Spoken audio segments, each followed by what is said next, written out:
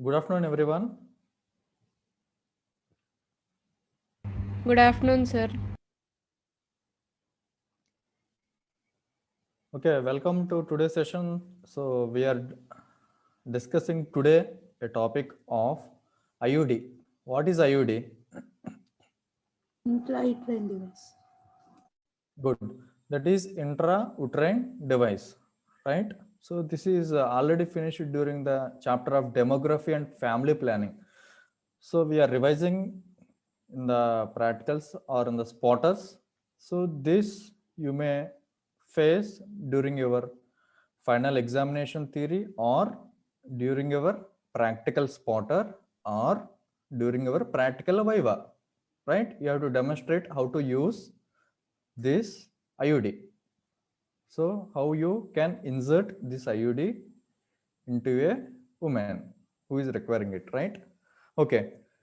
So we will start with a small pretest as usual, right? Your active participation is very important, and you can refer your books, mobiles, smartphones, or any gadgets. You can answer the questions, right? Okay, we'll start with a small pretest. So question number 1. So the following statements are true about intrauterine devices except A. Multi-load copper 375 is a third generation IUD. B. The pregnancy rate of lipase loop and copper T20 are similar. C. IUD can be used for emergency contraception within 5 days. D. Levonorgestrel releasing IUD has an effective life of 10 years. So which is the false statement?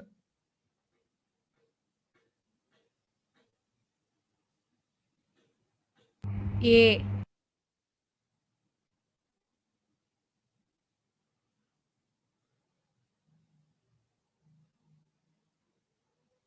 Okay, some are opting for A. Any other options you want to?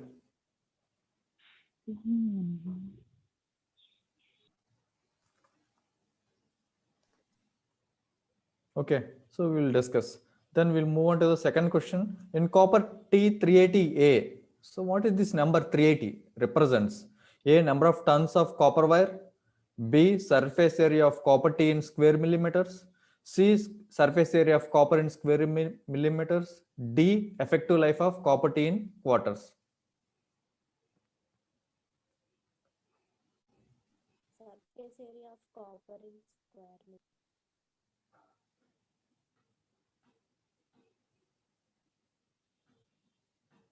Again, we will be seeing a specific numbers for all these copper devices, right? So what is this number denotes?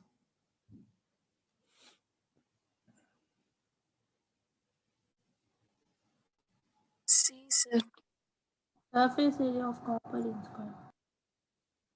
Okay, so many are opting for option C, that is surface area of copper in square millimeter. Okay, we'll see what this number denotes in this copper T devices, right? Okay, question number 3, which of the following IUDs do not require to be changed every 3 to 5 years? A, copper T220B, B, copper T ML, that is multi-load 375, C, copper T380A, D, copper T multi-load 250. Copper T380A. C.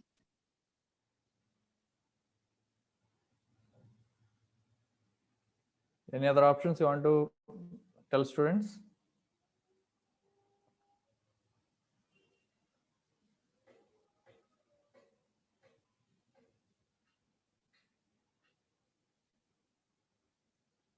Okay, you can exclude the other options in this question if you don't know the correct answer, right? Okay, we will see during the lecture. So question number 4, characteristics of an ideal candidate for copper T insertion include all of the following except A, has born at least one child, B, is willing to check IUD tail, C, has a history of ectopic pregnancy, D, has normal menstrual periods. Has a history of ectopic pregnancy. C, sir. C. Okay, easy question. So many are opting for option number C. So we should know what is an ideal candidate, right? So we will see during the lecture. So question number 5, all are true about progestastat except A, progestastat releases 65 microgram progesterone per day. B, progestastat contains 38 milligrams of progesterone. C, progestastat is implanted subdermally. D, progestastat is a T-shaped device. Option C, sir. C, sir.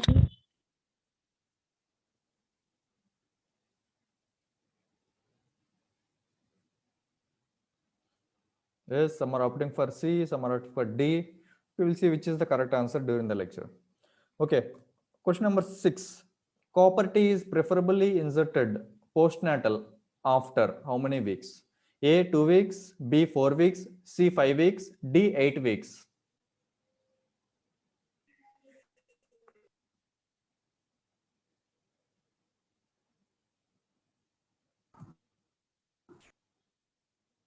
D 8 weeks.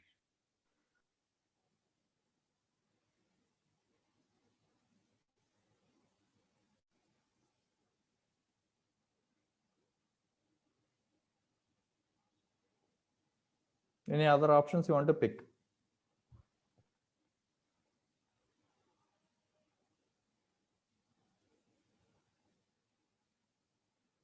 Okay, some are opting for D. We will see whether it is correct or not.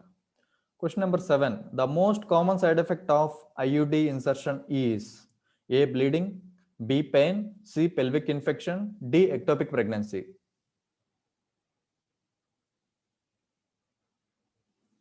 Bleeding, sir.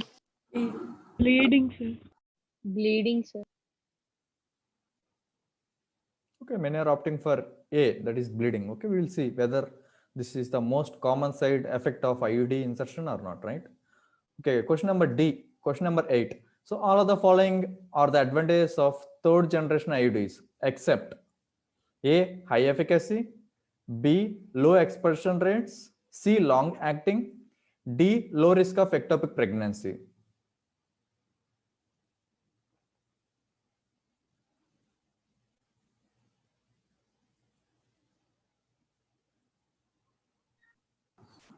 D, sir.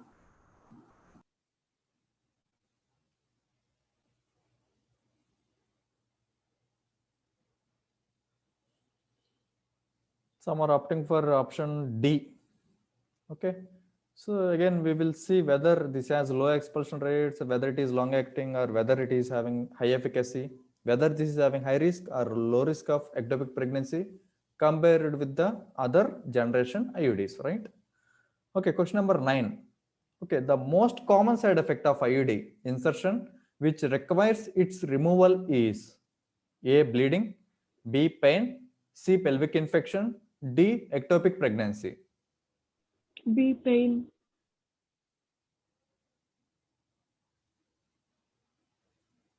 Pelvic infection. Pelvic infection.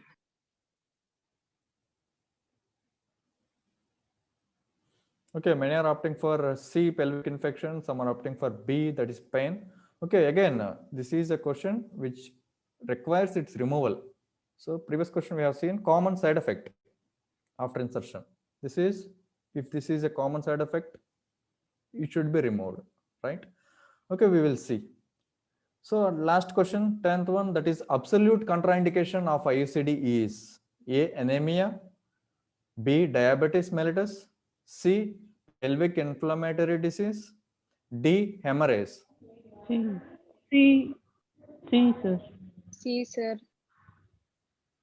PID. Excellent, great response. So you are well thoroughd with the OBGY postings also, right? Okay, so this also we will see during the lecture. So what are the different contraindications? So again, in that we will see what are the different absolute contraindications of using IUCD, right? So with this pretest, we will move into the main lecture, that is IUCD. So during this lecture, we will be learning this learning objectives. So we will briefly discuss what are the different contraceptive methods, which already briefed in the previous classes. Then what is an IUD? Then who can use these IUDs? Then what are the different types of IUD? then what is the mechanism of action of this IUD, what are the advantages, what are its contraindications, who is an ideal IUD candidate, so what is the best or better time of insertion of this IUD, then what are its side effects and complications. These things we will be discussing in today's lecture, right? Okay, so can you classify the contraceptive methods? Spacing methods, terminal methods. Very good. Any other? Can you briefly again classify this spacing and different terminal methods? Subclassify them.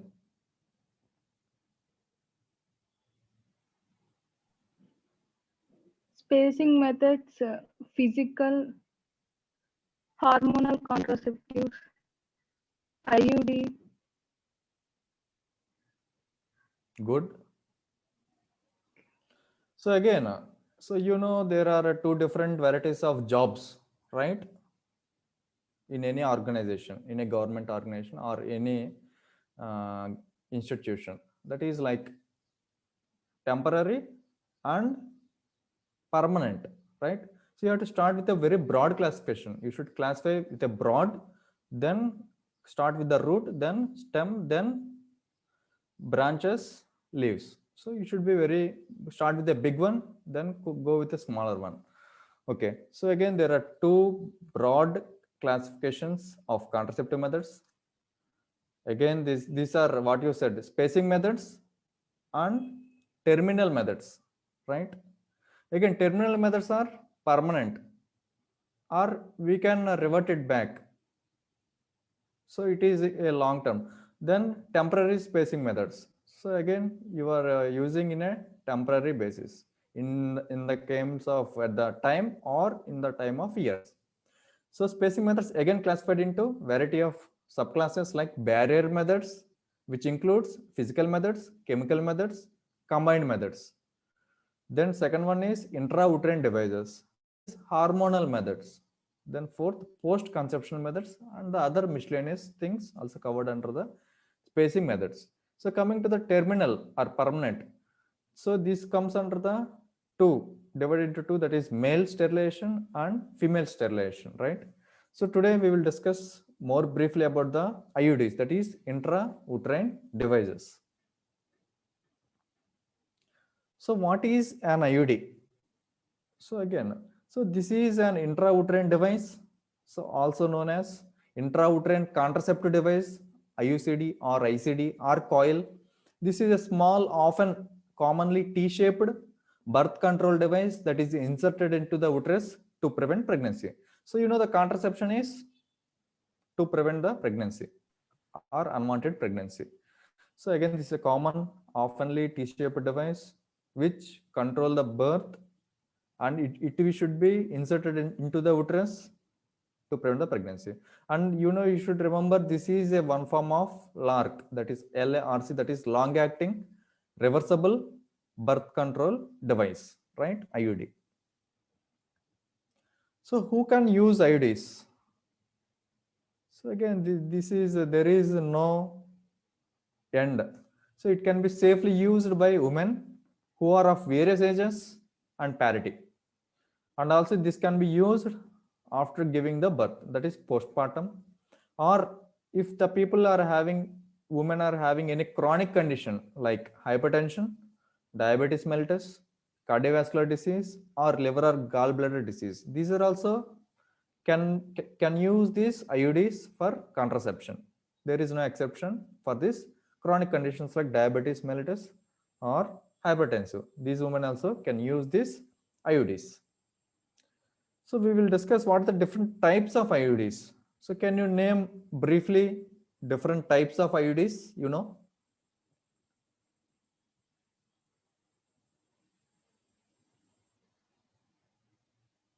copper IUDs, hormonal IUDs, lipis loop. Excellent.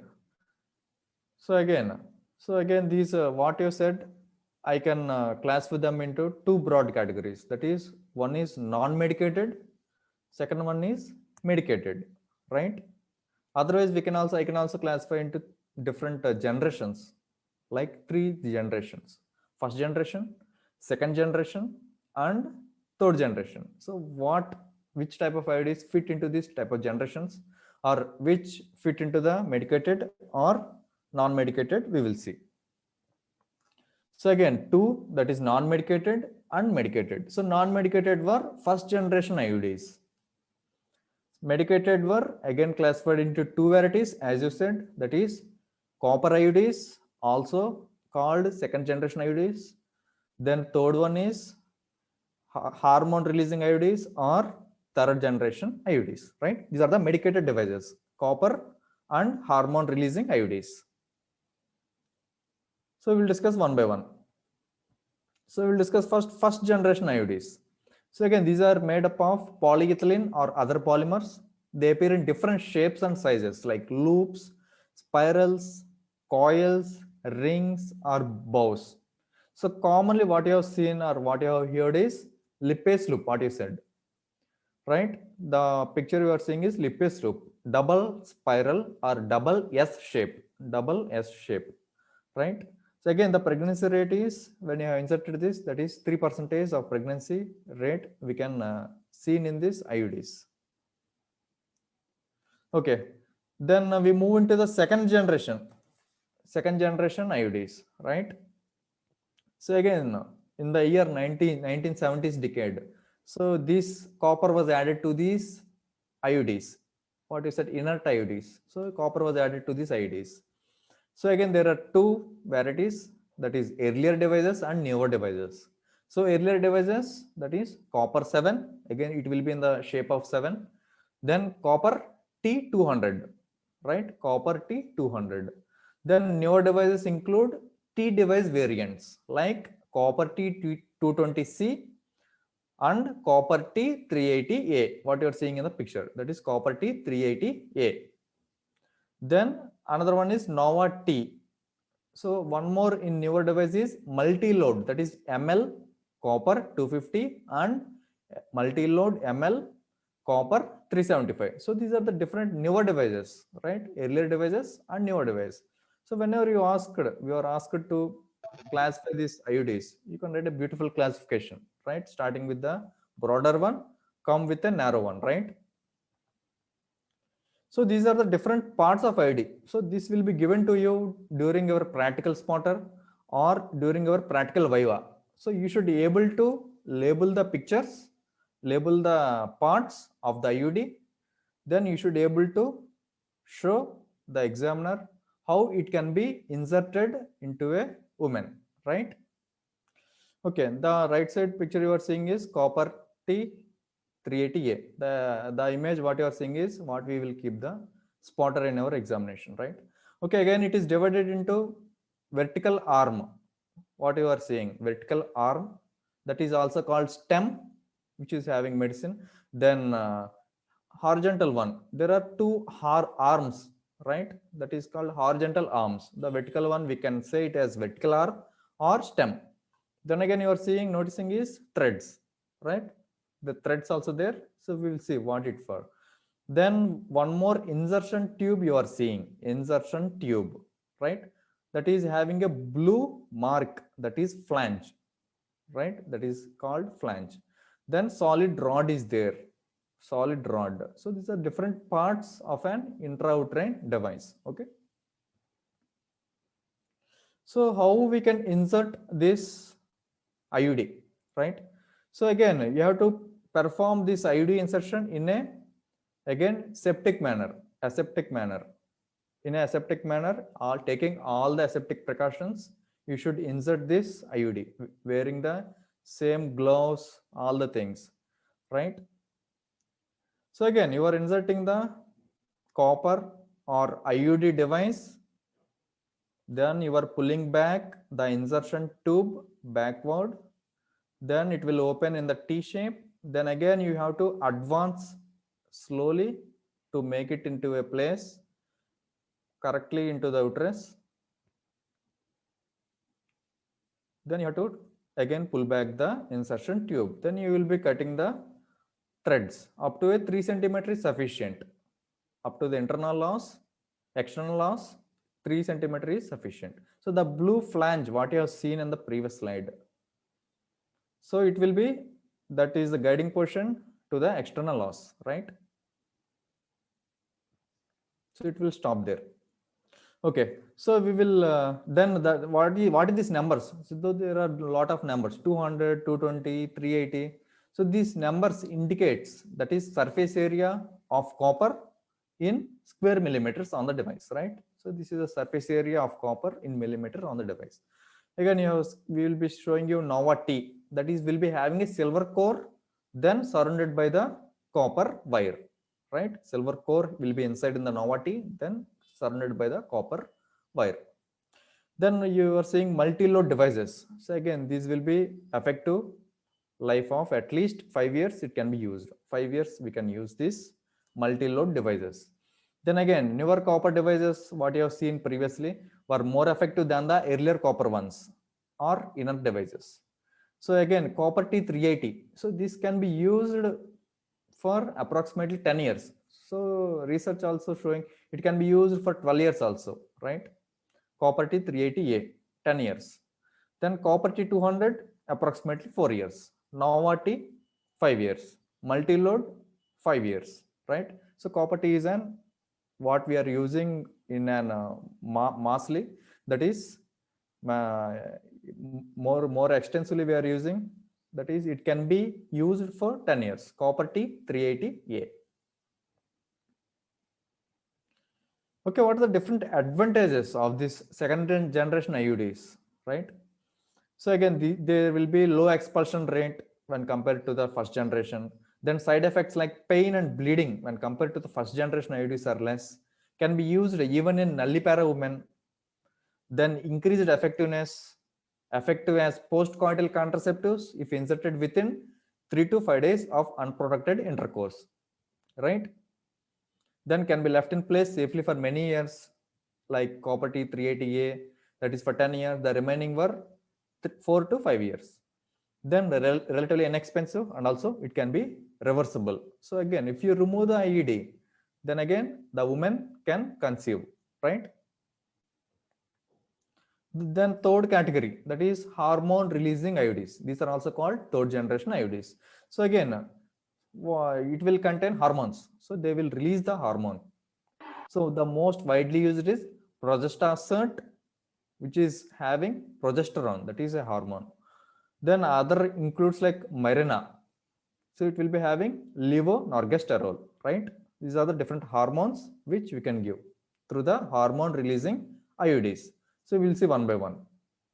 So coming to the progestasert. So this is a T-shaped device filled with a 38 milligrams of progesterone.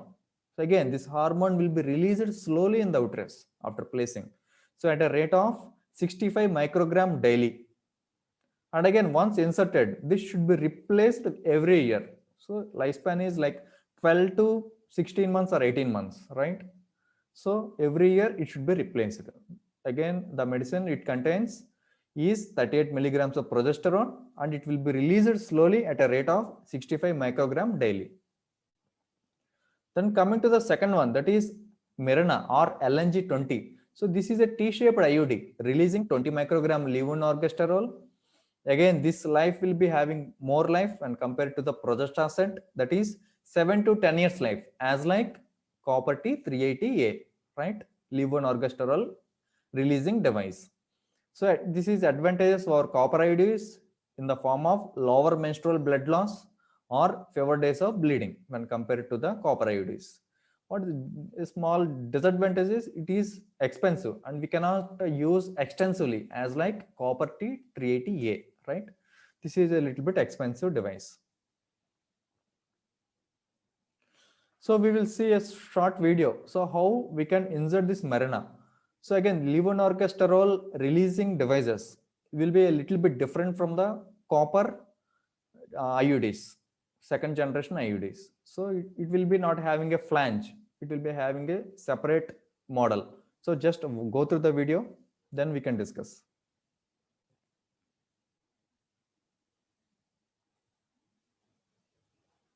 Mirena insertion and removal replacement. Preparation for insertion. Examine the patient to establish the size and position of the uterus, and in order to detect any signs of acute genital infections or other contraindications for the insertion of Mirena, and to exclude pregnancy. Insert a speculum, visualize the cervix, and then cleanse the cervix and vagina with a suitable antiseptic solution. Grasp the anterior lip of the cervix with a tenaculum to stabilize the uterus. If the uterus is retroverted, it may be more appropriate to grasp the posterior lip of the cervix. Gentle traction on the forceps can be applied to straighten the cervical canal. The forceps should remain in position, and gentle counter traction on the cervix should be maintained throughout the insertion procedure. Advance uterine sound through the cervical canal to the fundus to measure the depth and confirm the direction of the uterine cavity. If difficulty is encountered, consider dilatation of the canal. Insertion. First, open the sterile package completely. Then use sterile technique and sterile gloves. Mirena is provided within an inserter consisting of the Mirena itself, already in the correct horizontal position, an anatomically curved insertion tube with a double-sided centimeter scale and a plunger inside, the flange, and the handle containing the mark, the slider, and the threads inside.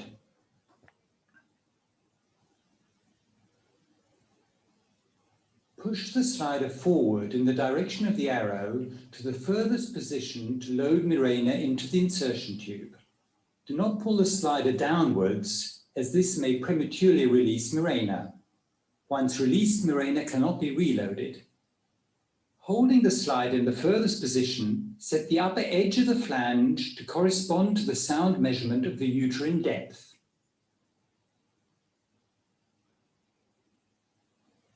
While holding the slider in the furthest position, advance inserter through the cervix until the flange is approximately 1.5 to 2 centimeters from the uterine cervix.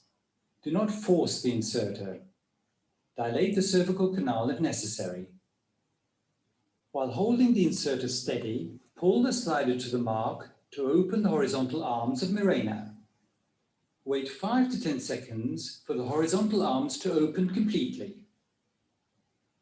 Advance the inserter gently towards the fundus of the uterus until the flange touches the cervix. Mirena is now in the fundal position. Holding the inserter in place, release Mirena by pulling the slider all the way down. While holding the slider all the way down, gently remove the inserter by pulling it out. Cut the threads to leave about 2 to 3 centimeters visible outside of the cervix. Mirena insertion is now completed. Removal, replacement. Mirena is removed by pulling on the threads with the forceps. You may insert a new Mirena immediately following removal. For full information, consult the insertion instructions in the Mirena package.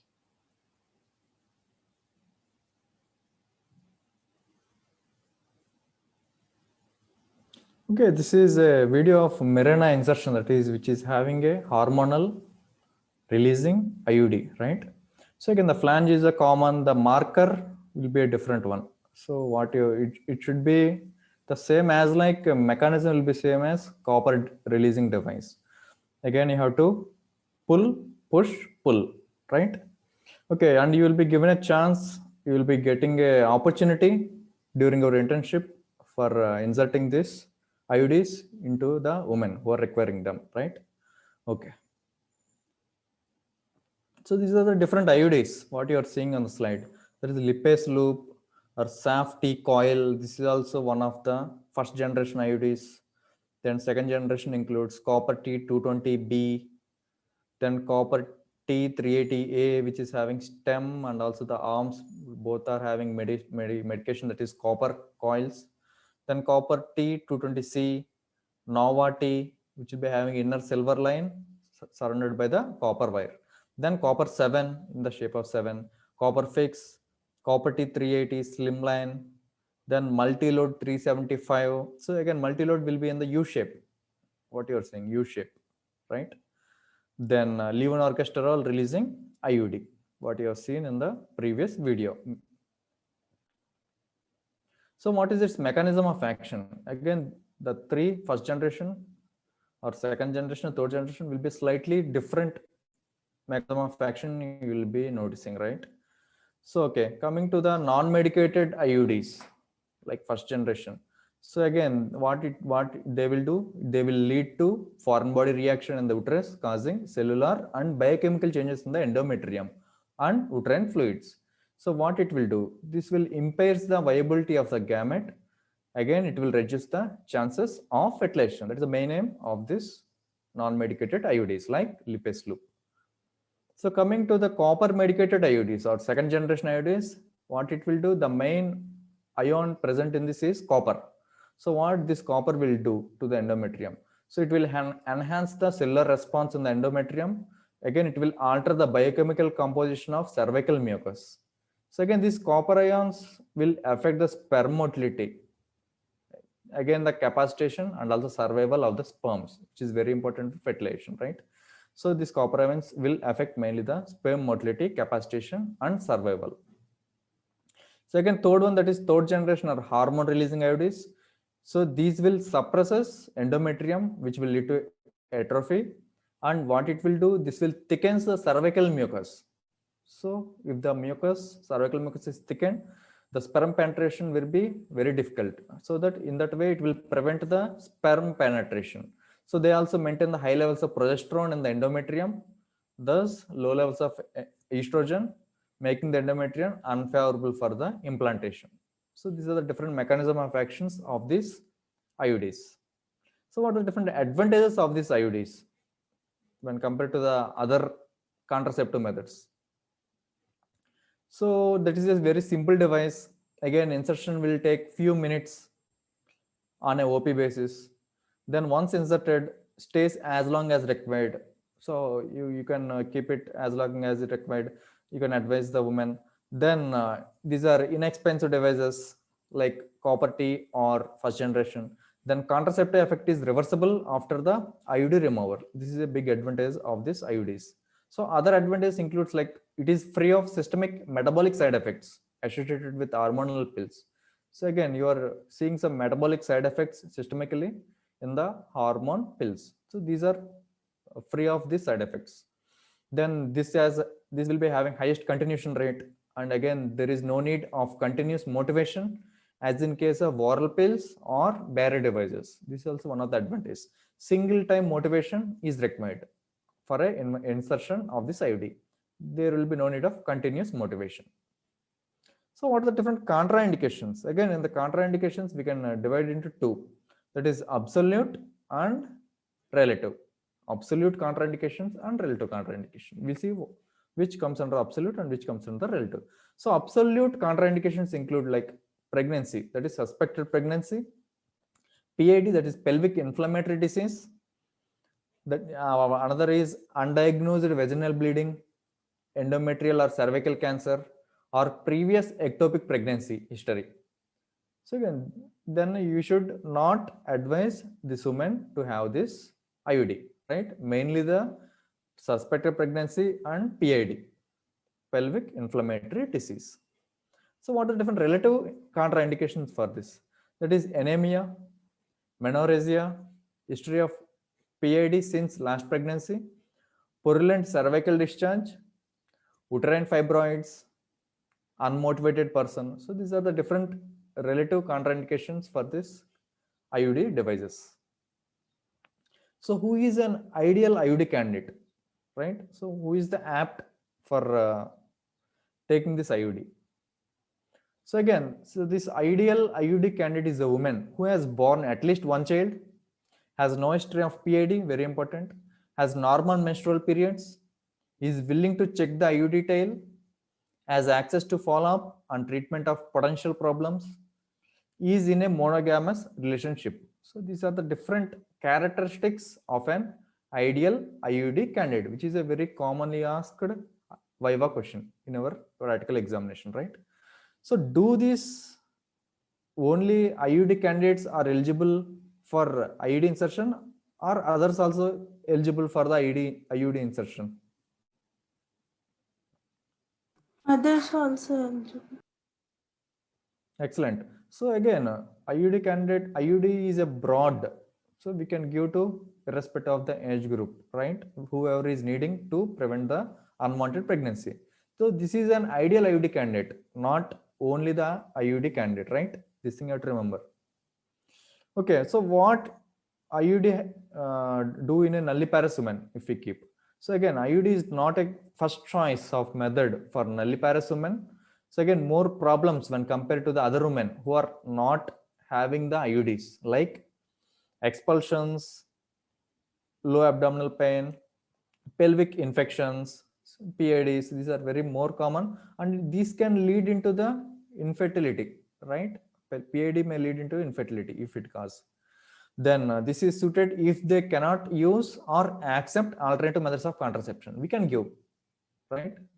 But we should be very careful with the side effects. So what is the different time of insertion when there is an apt time for the insertion of IUD? So again, IUDs can safely inserted at any time after delivery. It may be normal or cesarean. Then abortion, spontaneous or induced, or during the menstrual cycle. These are the three when you can give the IUDs. So again, expulsion rate will be higher when the older, larger plastic IUDs were inserted sooner than the 8 weeks. So 8 weeks duration you should consider after the delivery, that is postpartum. So otherwise, if you insert in between 8 weeks, so expulsion rates will be the higher. So 8 weeks is the minimum time required to minimize the avulsions, right? Okay, so convenient term for insertion is 6 to 8 weeks after the delivery. What we say, it is post-purpural insertion. Then another one is immediate postpartum insertion. So IUD can also be inserted, can be taken up during the first week after delivery. Before the woman leaves the hospital also we can give. Then post-menstrual insertion. So again, there is an advantage when you are doing during the menstrual cycle or just completing the menstrual cycle.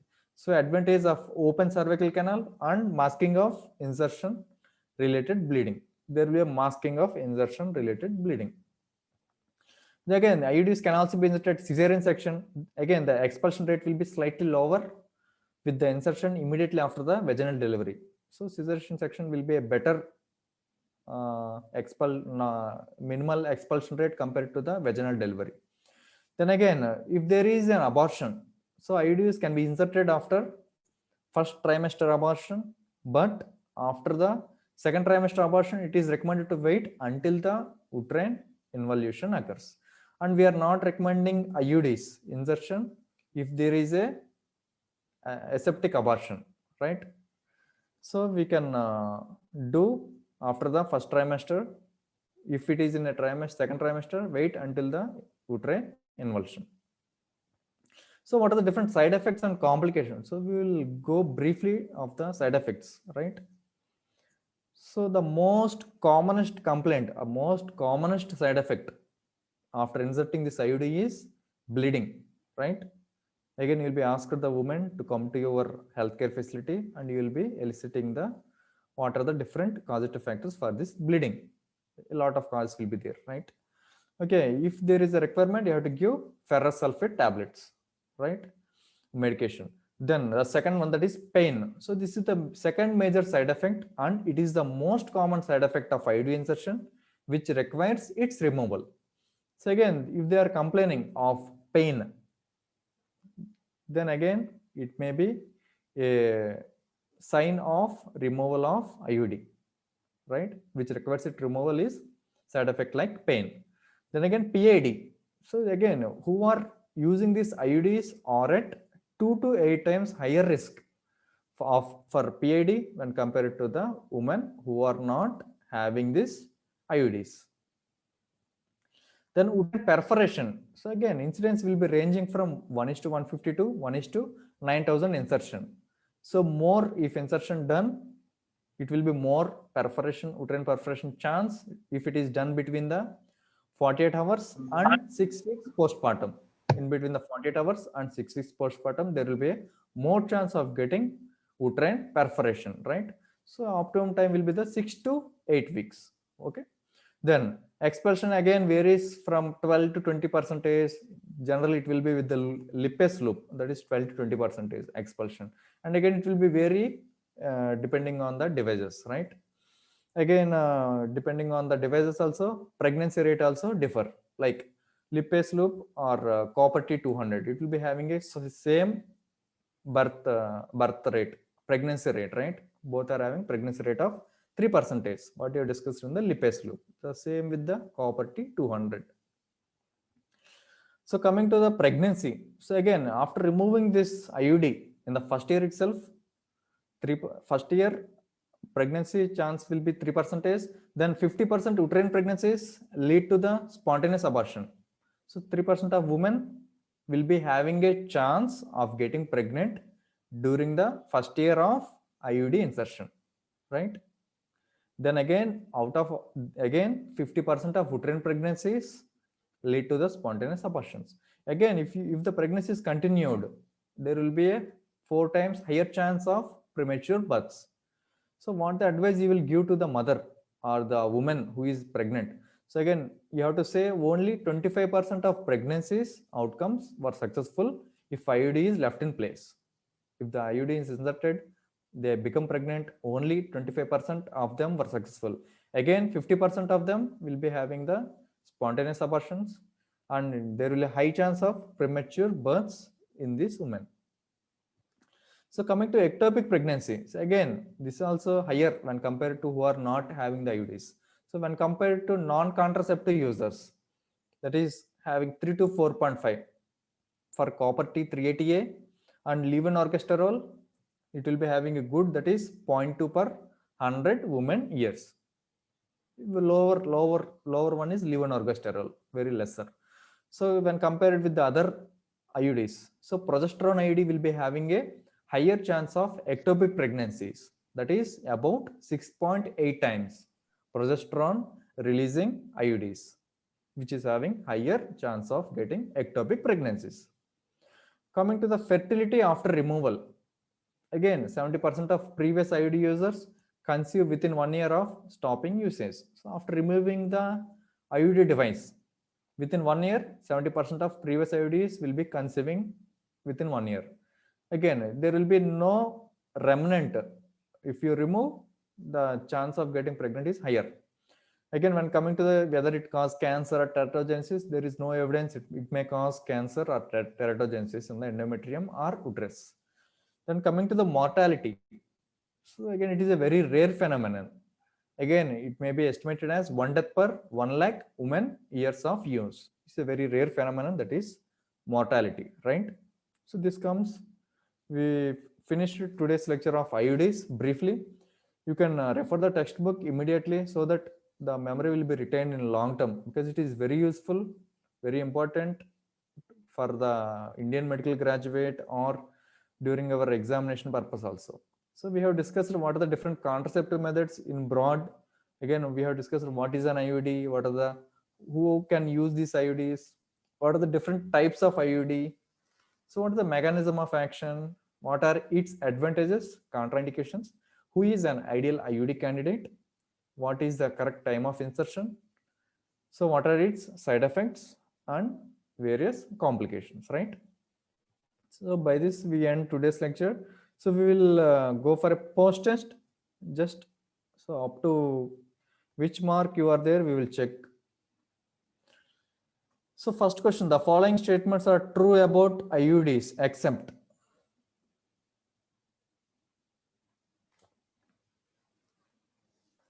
Yes, sir. Yes, sir. A, sir. Yes, this is a straight question, excellent response. So again, in the first option, if you see, again, multi-load copper 375 is a third generation IUD. So what is multi-load copper 375? Which generation? Second generation. Second generation. Very good. That is second generation, right? So first itself, you have got the correct answer.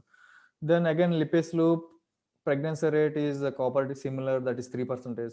Then IUD can be used for emergency contraception within 5 days. This also you know. Then levonorgestrel, again, it can be effective life of 10 years or 7 to 10 years. You can take a 10 years. Otherwise, A is the correct answer. It is a direct question. So again, so these are different devices with a different pregnancy rate, expulsion rate, and removal rate. So again, if you see, lipase loop is having 3% and also copper T200 has 3. Both are same. The copper 7 has 2 to 3%. Copper T380A has 0.5 to 0.8 pregnancy rate. Then progesterone IUDs will be having 1.3 to 1.6. Levonorgestrel IUDs will be having a very low pregnancy rate, that is 0.2. And expulsion rates and also the removal rates will also varying along with the type of device. Okay, coming to second question. In copper T380A, what is 380 represents? Surface area of copper in square millimeter.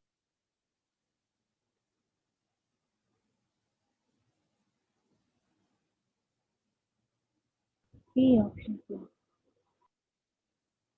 It is also a direct question, right? So again, you should remember why it is a number. So why it is A. So again, it can be divided into different sizes, A, B, C, D. So A is a smaller size, D is a bigger size. Like 380 is again surface area of copper in square millimeter, what you said. Then T is T-shaped copper is copper ions containing device. So correct answer is C, surface area of copper in square millimeter. So coming to third question, which of the following IUDs do not require to be changed every 3 to 5 years? Copper T380A.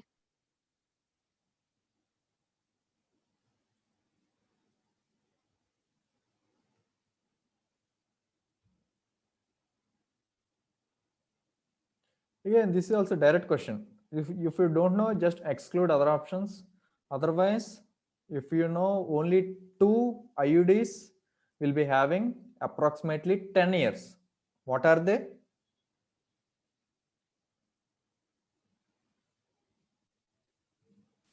Mirena and copper T380A.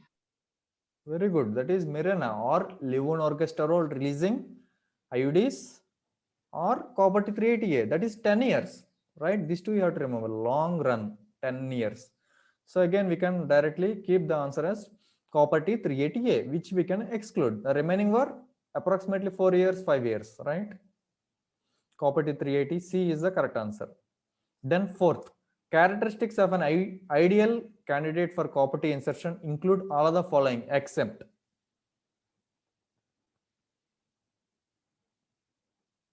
Has a history of ectopic pregnancy.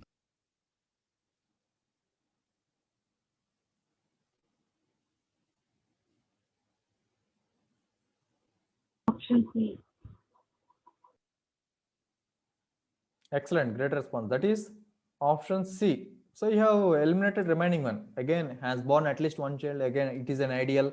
Again, willing to check IUD tail is very important, which you will be educating the woman before leaving the your healthcare facility. Then again, she should have normal menstrual history or menstrual periods. So we are going with the option C, that is has history of ectopic pregnancy. So coming to the fifth one, all are true about progestin set except. C. C.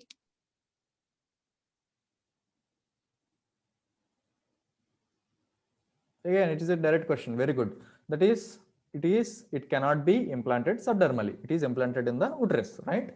So first you should know progestin is an IUD, and again you should remember it is an hormone releasing IUD with progesterone. 65 micrograms of progesterone per day, and it will be having 38 milligrams of progesterone. Again, it is in a T shape. What you have same as like other devices. C. Then copper T is preferably inserted postnatal after how 8 many weeks. weeks? 8 weeks. Excellent, excellent. That is direct question again. you should remember those weeks. You should advise the mother. So 8 weeks is the correct period to decrease the avulsions. 8 weeks is the correct answer. The most common side effect of IUD insertion is Bleeding. Bleeding. very good.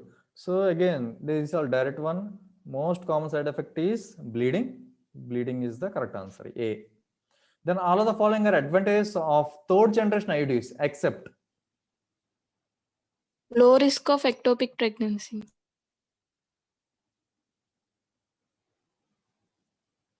just eliminate the other options. You will get with the correct one.